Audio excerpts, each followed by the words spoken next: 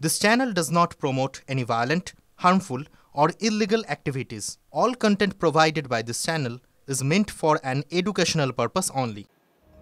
এবার নজর রাখতে হচ্ছে বাংলাদেশের দিকে, কারণ বাংলাদেশে হিন্দুদের উপর হামলা চলছে, লাগাতার হামলা। এবার হিন্দুদের উপর হামলা বাংলাদেশের সুনামগঞ্জ জেলায় মঙ্গলা গ্রামে রাতভর অত্যাচার সনাতনীদের বাড়িতে। হিন্দুদের একের পর এক বাড়ি, দোকানে আগুন, ভাঙচুর, প্রায় 100টি বাড়িতে ভাঙচুর, সংখ্যালঘুদের 40টি বাড়ি জ্বালিয়ে দেয় কট্টরপন্থীরা। রেহাই পায়নি ধর্মীয় স্থানও, সংখ্যালঘুদের 20টি ধর্মীয় স্থানে হামলা। অনেকের অবস্থাই আশঙ্কাজনক। পরিস্থিতি সামাল দিতে অনেক পরে আসে পুলিশ এবং সেনা। সংখ্যালঘুদের উপর হামলায় চুপ কেন ইউনূস সরকার, প্রশ্ন উঠছে।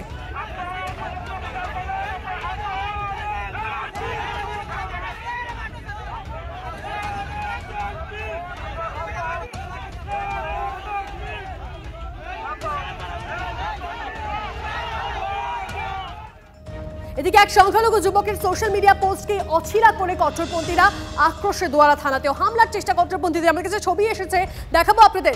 সংখ্যালঘু যুবককে কট্টরপন্থীদের হাতে তুলে দেওয়ার দাবি। সুনামগঞ্জের দোয়ারা এলাকার পরিস্থিতি যথেষ্ট উদ্বেগজনক।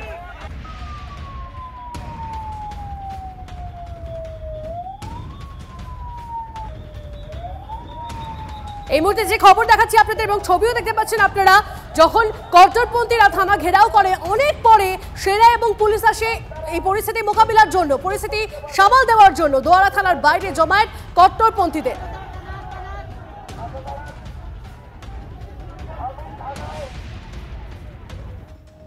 হিন্দুরা মার খাচ্ছে, ঘরে বাইরে বিতর্ক, প্রতিবাদের ঝড় উঠছে, কিন্তু তারপরও বাংলাদেশে কট্টরপন্থীদের সন্ত্রাস থামছে না।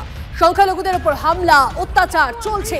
বেছে বেছে সনাতনীদের বাড়িতে আগুন লাগিয়ে দেওয়া হচ্ছে। কোচবিহারের সীমান্তবর্তী বাংলাদেশের নীলফামারীতে মঙ্গলবার রাতে একাধিক বাড়িতে আগুন লাগানো হয় বলে অভিযোগ। গোটা এলাকা দাউ দাউ করে জ্বলতে দেখা যায়। একই সঙ্গে সংখ্যালঘুদের বাড়িতে চড়াও হয়ে দেদার ভাঙচুর চালানো হচ্ছে বলেও অভিযোগ। হিন্দুদের উপর আক্রমণ নিয়ে গোটা বিশ্বে মুখ পুড়েছে ইউনূস প্রশাসনের। এত কিছুর পরও বাংলাদেশ সরকার চুপ। আর এই নিয়ে আমরা কথা বলেছিলাম প্রাক্তন এনএসজি কর্তা দীপাঞ্জন চক্রবর্তীর সঙ্গে। কি বলেছেন তিনি, শুনুন। বাংলাদেশ কিন্তু এই সনাতনী হিন্দু সমাজ বা সংখ্যালঘুদের একদমই ধ্বংস করে দেওয়ার পরিকল্পনা নিয়েছে এবং এটা এরা আরো তীব্র করবে, আরো নৃশংস হবে। আর এই সরকার যেটা বলছেন ইউনূসের, ও একটা নিহাত ছাক শিশু। সরকার চালাচ্ছে নজরুল, হেফাজতের দালাল। ওরা তো আক্রমণ করবেই। পুলিশ প্রশাসন বা আর্মির কোনো ভূমিকাই নেই, এদের কাজ করতে দেওয়া হবে না। একটা বড় অংশ কিন্তু পুলিশ বা আর্মি, বাংলাদেশ আর্মির, তারাও এখন হেফাজত বা ইসলামিক মৌলবাদী শক্তিগুলোর কাছে নথি স্বীকার করেছে। দেখুন, বাংলাদেশের কট্টরপন্থীদের তাণ্ডবে বিরাম নেই। এবার হিন্দু যুবককে রাস্তায় ফেলে বেধড়ক মার। ঠাকুরগাঁওয়ে কট্টরপন্থীদের হাতে আক্রান্ত যুবক আশঙ্কাজনক। চিন্ময় কৃষ্ণ প্রভুর মুক্তির দাবি করায় কট্টরপন্থীদের রোষে যুবক, গুরুতর জখম যুবক, হাসপাতালে ভর্তি।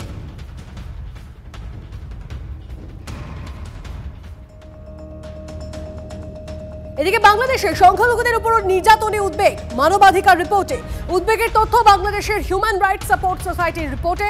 সাংবাদিক, সংখ্যালঘু সম্প্রদায়ের উপর হামলা, নারী নির্যাতনে উদ্বেগ রিপোর্টে।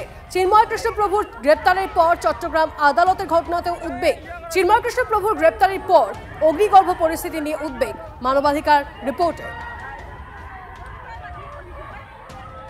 বাংলাদেশে সংখ্যালঘুদের উপরে অত্যাচার হচ্ছে এবং সেখানকার সরকার বিশেষ করে বলার সেই ব্যাপারে যথেষ্ট পদক্ষেপ নিচ্ছে না। আমরা এটা ভারতবর্ষের সমস্ত সংবাদ মাধ্যমে এটা দেখছি।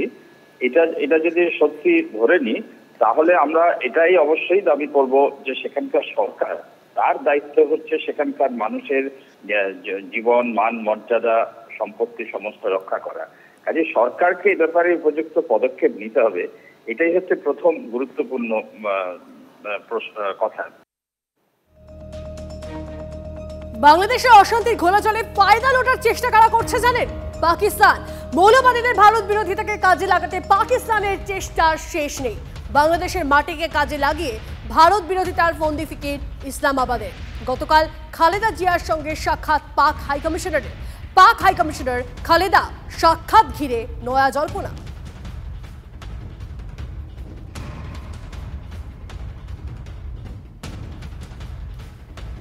এই নিয়ে আমরা কথা বলেছিলাম আন্তর্জাতিক সম্পর্ক বিশেষজ্ঞ উর্বি দাসের সঙ্গে। তিনি ঠিক কি বলেছেন শুনুন। যে আন্তর্জাতিক মহলকে, ইউনাইটেড নেশনসকে এবং এরকম সমস্ত দেশকেই একসাথে হয়ে কাজ করতে হবে, চাপ সৃষ্টি করতে হবে। মানুষের সুরক্ষাটা আগে। মানুষ যদি সুরক্ষিত না থাকে তাহলে কোনো দেশ টিকে থাকতে কিন্তু পারে না। এটা বুঝতে হবে বাংলাদেশকে। সংখ্যালঘু পিটিয়ে এবার ভারতের বিরুদ্ধেই দোষারোপের চেষ্টা। সুর চড়াতে কট্টরপন্থীদের লক্ষ্য ভারতীয় টিভি চ্যানেল। ভারতীয় টিভি চ্যানেলে সংখ্যালঘু নির্যাতনের ছবি সামনে আসতেই বিশ্বমঞ্চে কোণঠাসা বাংলাদেশ। এবার বাংলাদেশে ভারতীয় চ্যানেল নিষিদ্ধের জোর তৎপরতা কট্টরপন্থীদের। ঢাকা হাইকোর্টে ভারতীয় টিভি চ্যানেল বন্ধের আর্জি জানিয়ে মামলা। আজ মামলার শুনানির সম্ভাবনা। আমার মনে হয় না আদালত এরকম কোনো সিদ্ধান্ত নেবে যে ভারতীয় চ্যানেল বন্ধ করে দেয়া হোক, কারণ এখন ফ্রি চ্যানেলের যুগ, আকাশ যুগ। সেখানে কোনো কিছু বন্ধ রেখে কোনো কিছু আটকে রাখা, কারণ যেখানে ফেসবুক আছে, ইউটিউব আছে, সবকিছুই তো মানুষ দেখছে। তো সেই জায়গাটায় টিভি চ্যানেল বন্ধ করলেই সমাধান হয়ে যাবে, এটা আমার কাছে মনে হয় না। এই মুহূর্তে আরো একটা ব্রেকিং নিউজ দিয়ে আপনাদের। চট্টগ্রামের 70 জন হিন্দু আইনজীবীর নামে মামলা। এছাড়াও মামলা হয়েছে মোট 114 জনের নামে। মামলার কপি টিভি9 বাংলার হাতে। পুলিশ রিপোর্টার এক্সক্লুসিভ কপিও এসেছে আমাদের কাছে। বিশিষ্ট আইনজীবী সব্যসাচী চট্টোপাধ্যায় এই মুহূর্তে আমাদের সঙ্গে রয়েছেন। সব্যসাচী বাবু, চট্টগ্রামের 70 জন হিন্দু আইনজীবীর নামে মামলা। আইনজীবীরা তারা তো তাদের প্রফেশন মতো তারা তাদের মতো কাজ করবেন, কিন্তু তাদেরকেই এই যে মামলার জটে জড়িয়ে দেওয়া, এর নেপথ্যে কি কারণ রয়েছে?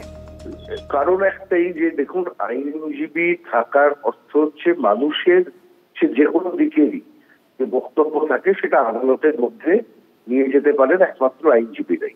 সেই কারণে দেখবেন যে কোনো জায়গাতে, যে কোনো দেশে এবং আন্তর্জাতিক ক্ষেত্রেও এটা আমরা দেখেছি যে আইনজীবীরাই সবসময় গণতন্ত্র, সংবিধান এবং মানুষের যে আইনের শাসনের প্রয়োজনীয়তা, এটা নিয়ে সবচেয়ে বেশি তারা অনেক বেশি ভোকাল থাকেন।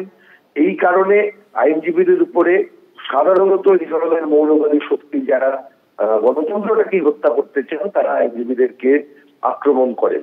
এইরকম এতজন আইনজীবীর বিরুদ্ধে এই ধরনের আক্রমণ, এই ঘটনাটাই দেখিয়ে দিচ্ছে যে এই মুহূর্তে একটি দেশে আইনের শাসনহীনতার জায়গায় পৌঁছে যাচ্ছে। এবং সেইখানে দাঁড়িয়ে আজকে একটা ভয়াবহ ভাবে, যেটা আন্তর্জাতিক আইনের লঙ্ঘন। কারণ আইনজীবীরা বা যে কোনো পেশা যারা করেন, তারা কিন্তু দীর্ঘ সময়ের একটা পেশাগত যে প্রোটেকশন, সুরক্ষা, সেই জায়গা থেকে কিন্তু তারা কাজটা করেন।